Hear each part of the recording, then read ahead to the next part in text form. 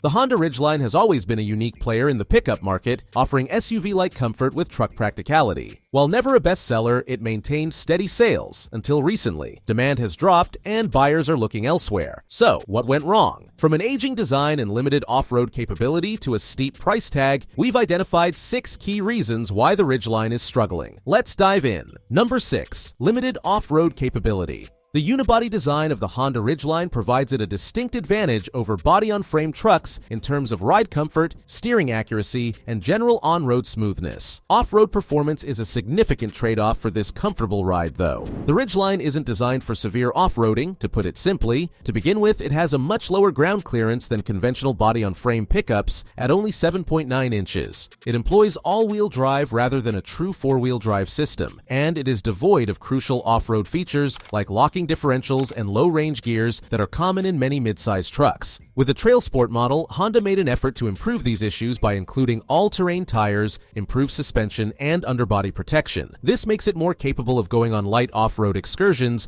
although it is still not a true off-road vehicle. Body-on-frame rivals like the Toyota Tacoma TRD Pro, Chevrolet Colorado ZR2, and Jeep Gladiator Rubicon provide considerably better choices for those seeking a tough, go-anywhere truck. In the end, the Ridgeline just can't compete with these off-road experts, which is perhaps why off-road aficionados are switching to more competent models. Number 5. Outdated design. A car's overall quality is one of the most important variables that might affect its sales. Regretfully, the current model of the Honda Ridgeline has been in production since 2017. It's getting harder to conceal its age, even if Honda gave it a mid-cycle update a few years ago, making it notably more elegant. In contrast, almost all of its rivals have completely redesigned, making the Ridgeline appear antiquated. The truck lacks dramatic appearance or unique design aspects that might set it apart, while having a superb chassis and suspension system. Unfortunately, the Ridgeline features a well-balanced chassis and a suspension setup that provide class-leading ride quality behind its conservative look. Few competitors can match its ability to deliver accurate and captivating handling while preserving a pleasant and smooth ride. The inside has the same problem. Although the interior is roomy and well-made, its design seems antiquated in comparison to those of its main rivals. The Ridgeline may have better interior construction, but many customers may find it unappealing since it doesn't appear as new or modern.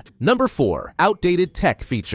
The Ridgeline continues Honda's tradition of being a pioneer in entertainment and technological amenities. For many prospective purchasers, its infotainment system is perhaps one of the biggest turnoffs. It still lags behind important competitors in a number of respects, even after an upgrade a few years ago. Although the Ridgeline's 9-inch touchscreen isn't particularly tiny, it is visibly out of date when compared to competitors' larger, more sophisticated screens, like as those found in the Ford Ranger and Toyota Tacoma. But screen size isn't the only problem. Other parts of the system, including its slower reaction time and less clear visuals, also feel outdated. Although menu navigation is straightforward, the system feels a generation or two behind the competition because of its general lack of sophisticated features. However, there are some advantages. Honda does offer a good array of basic amenities, and the physical volume knob is a nice addition. Many competitors cannot match the standard features of wireless Apple CarPlay and Android Auto, a 7-speaker audio system, wireless charging, and tri-zone temperature control. Honda also continues to include a lot of basic safety features. Unlike many other mid-size trucks, this one comes equipped with free adaptive cruise control, lane departure warning, lane keeping assist, blind spot monitoring, and rear cross-traffic alert. Notwithstanding these benefits, the antiquated infotainment system is still a drawback that can persuade tech-savvy consumers to choose more contemporary models.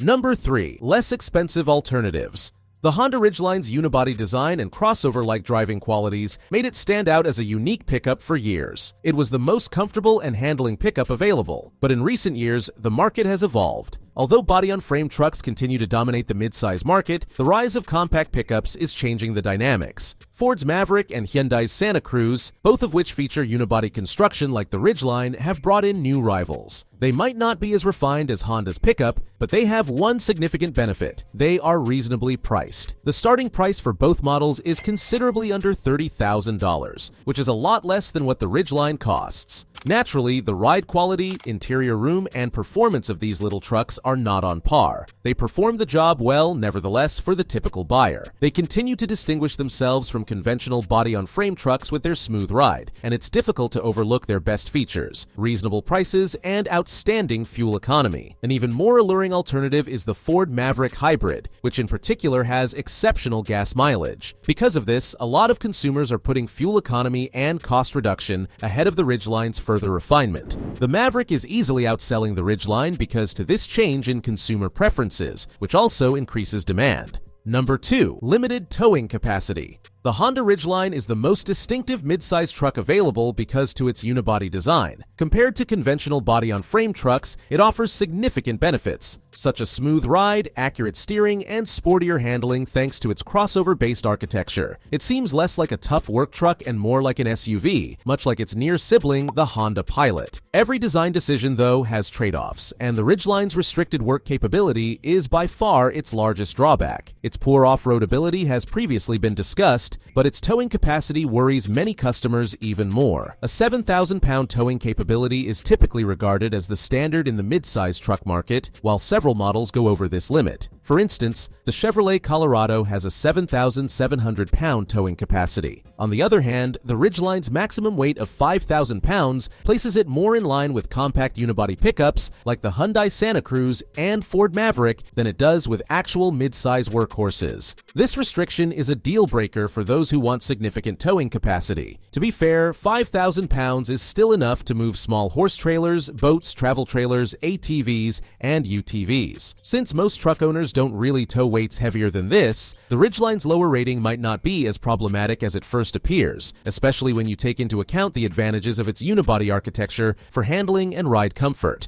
Number 1. Ridiculous price tag. The Honda Ridgeline's pricing is one of the most evident causes of its poor sales. Many just think it's too costly. Despite being well-equipped, its starting price of about $41,000 places it far more than many of its mid-size truck competitors. For comparison, the Ford Ranger starts at about $34,000, while the Toyota Tacoma and Chevrolet Colorado, two of the most popular vehicles in the market, both start at less than $33,000. Customers are therefore paying more for the Ridgeline, and it's not always easy to defend that additional expense, particularly in light of the fact that these body-on-frame competitors have much improved in terms of performance, amenities, and interior design. Many prospective purchasers believe Honda is overcharging, which is not unexpected given the Ridgeline's lesser towing capacity and limited off-road capabilities. Its comfy and smooth ride is a big selling factor, but is it really worth the high price? Ridgeline costs increase rapidly with higher trims, which exacerbates the problem. Although consumers may obtain much more competent off-road vehicles for the same price, the off-road focused Trail Sport begins at over $45,000.